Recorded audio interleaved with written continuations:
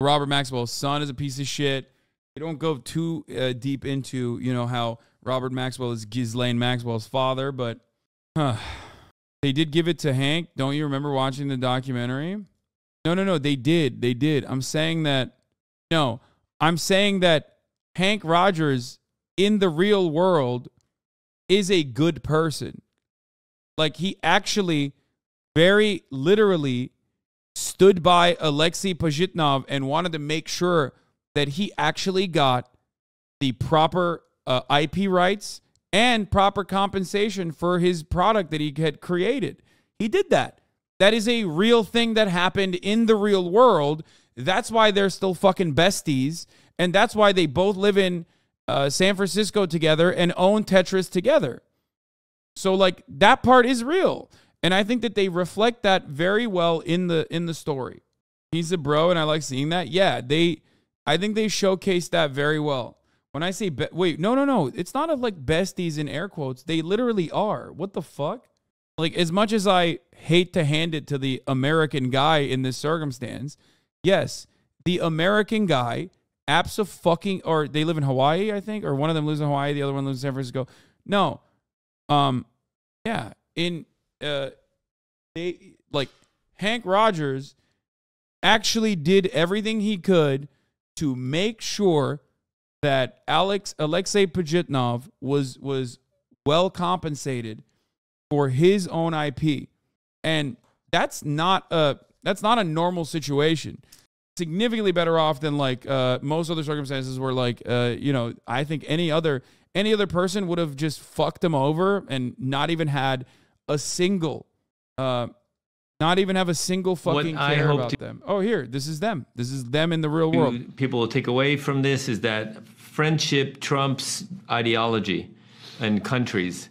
So our friendship, basically countries can fall and rise and all kinds of things, and we are still friends, no matter what happens in our respective countries. I loved Tetris, literally everything about it. Yeah. His daughter is now the CEO. Henk Rogers' daughter. Right? It's disgustingly wholesome? No, it is. It is wholesome.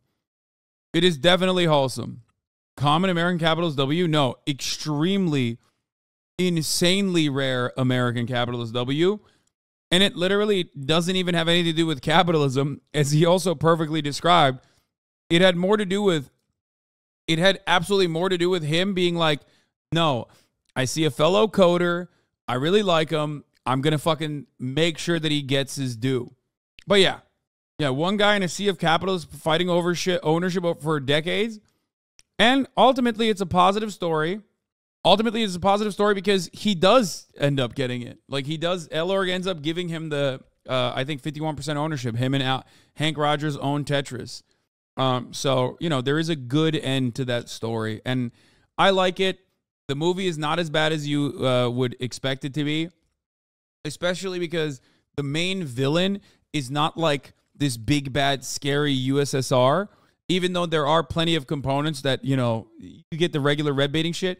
But the main villain in the movie is like a real villain in the real world. It's not a real person in the movie, but there are plenty of people like that guy that ended up becoming the oligarchs that control Russia alongside Vladimir Putin. So that part and Robert Maxwell's personal connection to people like that, I think, reflects the reality of history. I think that they did a good job.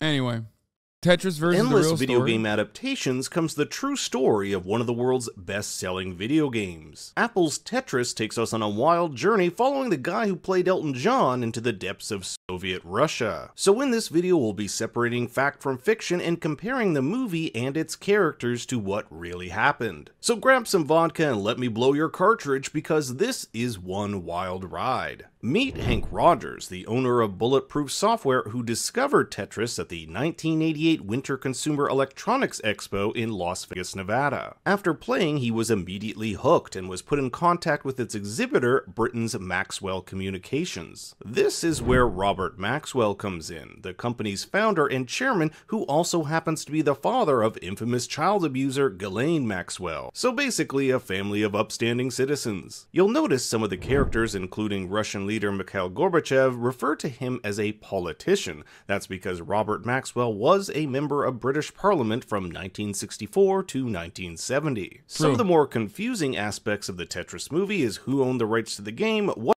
Yeah, he was more than just a politician. He was also a spy. Anyway, but that's, I guess, not a separate story. This is the story. What those rights entail, and how all this worked during the backdrop of the Cold War. The game was created by Alexei Pajitnov in 1984 when he was working at the Soviet Academy of Science in Moscow. During this time, with rare exceptions, intellectual property was owned by the state and not the individual, so the rights for the game were transferred to a state-run organization called Elektronorgtechnika, or ELORG for short. This was the organization responsible for managing computer software exports from the Soviet Union. In comes Robert Stein. Think of this guy like a video game leech. He'd travel all over the USSR looking for good games, purchase the rights from ELORG, and then resell those rights to distributors across the globe. Now, when you buy these rights, you can choose to purchase them for a specific platform, such as a computer, an arcade, or a console like the NES. Where things get hairy is the introduction of the Game Boy, which, under the wording of ELORG's contract with Mr. Stein, doesn't technically qualify as a PC, console, or arcade. It's in its own category called handheld, which we'll get into in a bit. Second, Mr. Stein greatly misinterpreted ELORG's contract, thinking that his right to distribute Tetris on, quote, different types of computers included home consoles. So ELORG gives a 10-year worldwide PC Tetris license to Robert Stein, who then sublicenses it to Mirrorsoft, run by Kevin and Robert Maxwell. Mirrorsoft then sublicenses that to Atari for US distribution and Henk Rogers for Japanese distribution. So you can already see how things are starting to get confusing. But when Henk goes to ELORG showing off a copy of a Japanese console version of Tetris, director Nikolai Belikov is perplexed. ELORG never gave anyone the Tetris rights to consoles, only PC and arcade. This goes back to Mr. Stein's misinterpretation of their contract, and later Stein will sign an amended agreement. Misinterpretation. Simply a misinterpretation, you know. Agreement clarifying that consoles such as Famicom and NES are different from PCs. So in the late 1980s, when Henk was selling Tetris on Famicoms in Japan, they too were technically illegal copies. But there was a bigger problem. Initial sales of Tetris in Japan were weak at best, so Henk goes to president of Nintendo, Hiroshi Yamauchi, to see if they can be of any help. Henk and Hiroshi knew each other after Nintendo helped develop his Go video game, the same game we see him trying to hawk at the beginning of the movie. Because of their history, Hiroshi gives Tetris to a game designer by the name of Shigeru Miyamoto. Yes, the Shigeru Miyamoto, the creator of Mario and Zelda. Shigeru loved the game so much, and Nintendo ends up releasing Tetris on the Famicom in 1988, where it quickly becomes the console's best-selling game of all time. Now here is where things get even. So, yeah, there is so much back and forth, like international patent, IP, distribution rights, ping pong in this entire fucking process in the real world as well, as they are correctly pointing out. I think one of the funnier aspects is that if Nintendo was not involved in this process, I think the U.S. courts would have fucking allowed Sega to just like run train on that IP without giving anybody money, really. I don't even know how the fuck Sega got the rights. I'm pretty sure they just literally didn't even buy them at all. They just basically decided to fucking run with it, like, and sell it. And more crazy, Henk is invited to meet Minoru Arakawa, the president of Nintendo America, and get a glimpse of their new Game Boy handheld console. At the time, Nintendo wasn't sure which game they should package with Game Boy, and it was actually Henk who suggested Tetris. Even the line from the movie where he says, if you include Mario, the Game Boy will be for little boys, but if you include Tetris, the game will be for everybody, is said to be almost word for word. Henk goes to Mr. Stein to obtain the worldwide handheld rights, but soon finds out that Stein doesn't have them, resulting in, and yes, this is true, Henk, Kevin Maxwell, and Mr. Stein descending upon Moscow all at the same time to sort this fiasco out. A fiasco which has millions at stake. Now, Henk did hire a translator and, against protocol, went to Elorg to ask for a meeting and only got one because Belikov was curious and having another bidder would only sweeten the pot. Unlike the movie, however, was this translator Sasha, who was a KGB spy. That never happened,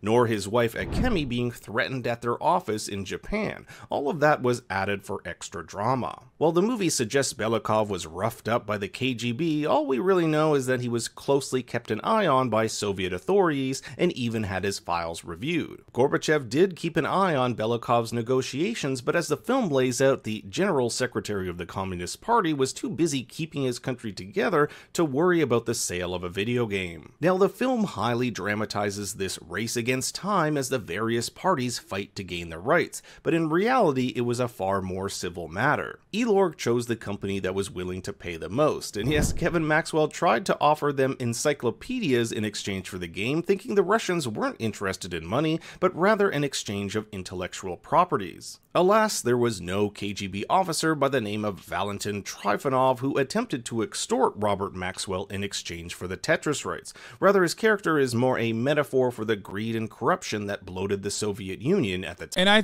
I do think that this was, well, first of all, that's an interesting analysis. I do agree that this metaphor is correct. It's just like in collaboration. No, that's not the Red Scare. No, guys, these motherfuckers literally exist. They're still in power. Like, what do you mean? Vladimir Putin is this guy, okay? Vladimir Putin is literally this guy. Like, there are many guys like this guy. They all own the fucking... You're so wrong. Okay, shut up, Altbeam. I hate this chat so much right now. I haven't talked about the Clarence Thomas thing yet. Like, current present Russian oligarchs that control almost all of the industry are guys that were, people that rose through the ranks of the party and basically sold off the wealth of the USSR piece by piece to Western bankers and Western capitalists and Western oligarchs. They did that. So that metaphor is technically correct. That metaphor is not wrong. Okay? So understand that. There's no distinction between this guy and the larger Soviet Union. He's meant to represent communism. That's all I'm saying. It's true that the collapse involved despotic crooks stripping the USSR piece by piece. No. You missed the other part. The Elorg guy, I think they even make Gorbachev look good in this, which I don't even agree with, first of all. They present this guy as a dude that's like somehow worse than Gorbachev when he was like basically doing everything under the behest of Gorbachev. If it was more historically accurate, it would be conducted under the reign and under the watchful eyes of that administration at the time. So the Elorg guy who legitimately did change the contracts out to fuck over Robert Maxwell and Robert Stein, that guy is a real dude. I forget what his name is. Okay? I don't remember what his name is, but that's a real dude that worked at Elorg at the time, and he did end up defending like USSR's best interests and even Alexei and Henk Rogers. That part is actually real. So I think that they showcase that very well. They showcase that distinction very well. time. So not only did Henk Rogers leave the USSR with the handheld rights for Nintendo, but because of the misunderstanding over the definition of what a computer is, he also got Nintendo the console rights, which led to a legal dispute with Atari, who at the time was publishing Tetris on their consoles. This would later be resolved in court in Nintendo's favor. The film also depicts a budding friendship. Why is chat extra feral today? Did something happen? Like, I can't help but notice that, like, chat's being, like, extra weird today. I don't know what it is. They always attack you, man. Is it the way I don't know if it's the way I'm receiving it, whereas normally I would just, like, let it wash over and just not focus on it, but I don't know what the fuck it is. Like, a lot of you motherfuckers are like rabid dogs in the chat currently, and I don't know what the fuck that's about. It's, like, extra stinky. Between Henk and Tetris's creator, Alexei, which is true to real life. The two hung out, and Alexei even took him out drinking and gave him a tour of Moscow. For 13 years after its creation, Alexei didn't receive a cent for his work on Tetris. It was only until Elorg became a private company and the Tetris rights expired that Henk and Alexei joined together to buy 50% of the Tetris rights, with Nikolai Belikov purchasing the other 50%. Then, 10 years later, in 2005, Belikov would sell his half, giving Henk and Alexei full ownership of the game. The film also shows Alexei and his family moving to America, which is true. Henk helped Alexei immigrate to Seattle in 1991, where he later founded his own software company called Animatech. A happy ending, however, cannot be said for all our characters. Robert Maxwell, while on trial for stealing hundreds of millions from his company's pension funds, mysteriously died after years. Yeah, did he fall? Did he jump? I wonder what happened to Robert Maxwell. How did he die? Urinating off the side of his yacht, falling into the water, experiencing a heart attack, and drowning. Although some have speculated this could have been suicide or he was offed by international assassins. As stated in the film, Henk's daughter Maya, who we see throughout the story, became CEO of Tetris Company, while Henk has focused much of his time on several community and sustainability-oriented organizations. So while Tetris may not be 100% true to life, for a story that mostly deals with contracts, it found a way to be pretty entertaining. I hope you enjoyed this video and will consider